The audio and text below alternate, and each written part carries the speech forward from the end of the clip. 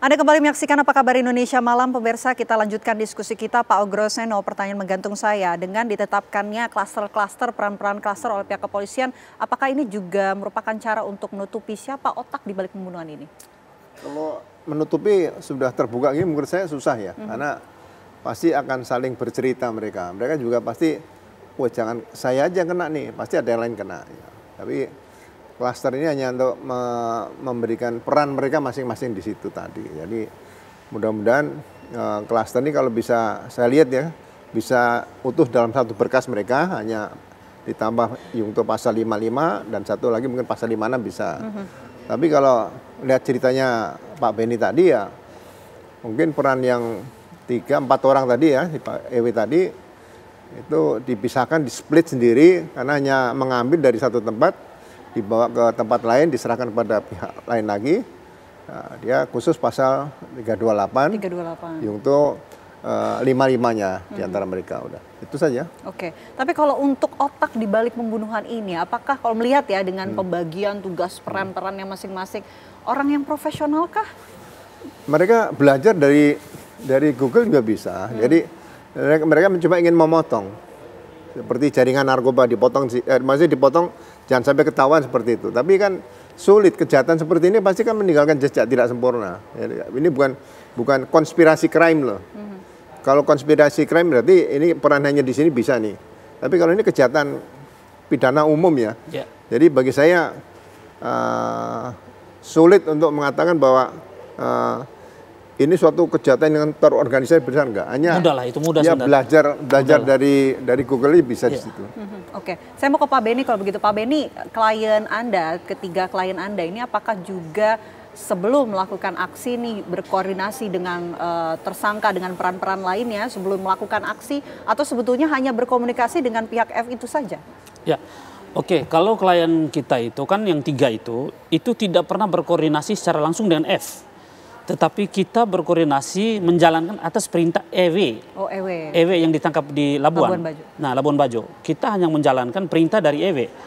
Dan yang berkomunikasi aktif dengan F itu adalah EW yang ditangkap di Labuan. Itulah yang komunikasi paling aktif. Sementara kita hanya menjalankan apa yang menjadi perintah dari EW. Ini kamu update seperti ini posisinya begini, ini diantarnya ke sini. Lalu nanti cuman waktu itu yang kita dengar hanya menyebut bahwa jemput dan amankan. Gitu. Jemput dan amankan. Artinya tidak ada bilang kamu jemput, kamu aniaya, kamu pukul atau kamu bunuh. Itu tidak ada. Hanya jemput dan amankan. Dan itu betul dijemput, diamankan ke suatu lokasi di daerah Kemayoran, landasan Pacu Kemayoran. Di landasan Pacu Kemayoran itu kemudian korban itu dipindahkan dari mobil. Korban sempat melawan. Tapi kan terbatas karena sudah mulutnya sudah matanya sudah dilakban, mulutnya juga sudah ditutup, lalu tangannya juga sudah diikat. Sehingga begitu dikeluarkan dari mobil, sudah ada tim lain dari mobil yang sudah disiapkan di sana oleh F. Itu F ada 2 mobil di sana, mobil Fortuner. Satunya plat nomor kita tidak hafal, tapi satu platnya plat T. Plat nomor T.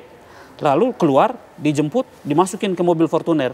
Nah, tugas dari klien kita yang bertiga itu selesai di landasan Pacu Kemayoran. Oke, masa iya nggak ada dengar begitu kalau misalnya korban ini rencananya akan kemudian dieksekusi, diamankan, itu nggak nanya klien Anda?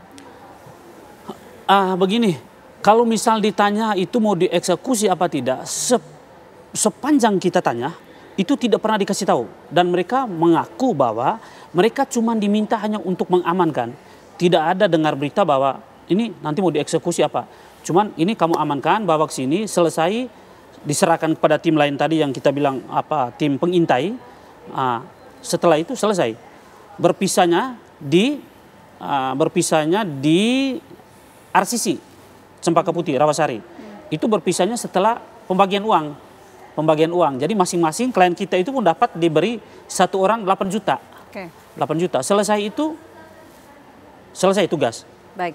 Tidak pernah ketahuin lagi seperti apa. Pak Ogro, apa sih sebetulnya motivasi sosok di balik otak pembunuhan ini membagi klaster menjadi beberapa bagian klaster? Kenapa nggak kemudian dikasih tugaskan beberapa orang saja dengan tugas yang sama sampai selesai? Ya diharapkan ini bisa berjalan sempurna dengan peran masing-masing antara pelaku yang ada di klaster tadi tidak saling mengenal. Tapi mereka lupa, kejahatan kan selalu meninggalkan jejak meninggalkan bekas. Nah, CCTV itu, kalau mereka benar-benar ahli bersama-sama, semua pasti udah diamankan seperti itu ya. Tapi ya, itu tadi kembali lagi bahwa tujuan otaknya ini berarti ingin coba, jangan sampai kalau ini terungkap, sampai ke atas gitu loh. Atau mungkin si EW ini yang otaknya tadi mengumpulkan 3 orang tadi, kalau misalnya dia hilang itu, yang 3 ini udah terputus di sini, gitu. Jadi caranya seperti itu mungkin. Makanya saya kira yang paling pas itu, saya potong Jenderal, yang paling pas saya kira keterangan yang paling utuh nanti didapat holistik tentang perbuatan pidana secara keseluruhan dan mulai permulaan perencanaan, penculikan sampai dengan tahapan eksekusi, saya kira akan paling pas nanti lewat EW itu. Penyidik bisa membongkar itu dari situ. Tapi sayangnya itu memang ini dipisah, Jenderal. Jadi dipisah. Jadi sengaja itu memang sengaja dipisah atau apa dipisah. Satunya kalau kita itu ditangani Resmob, sedangkan yang EW ini ditangani di Jatanras. Sehingga ini agak sulit untuk kita dapat satu komunikasinya. Tentu kita nantikan ya bagaimana perkembangan dari pihak kepolisian untuk mengungkap motif utama dari pembunuhan ini. Terima kasih Pak Beni sudah bergabung di Apa Kabar Indonesia Malam. Terima kasih juga Pak Groseno sudah hadir di Apa Kabar Indonesia Malam. Sehat selalu. Siap.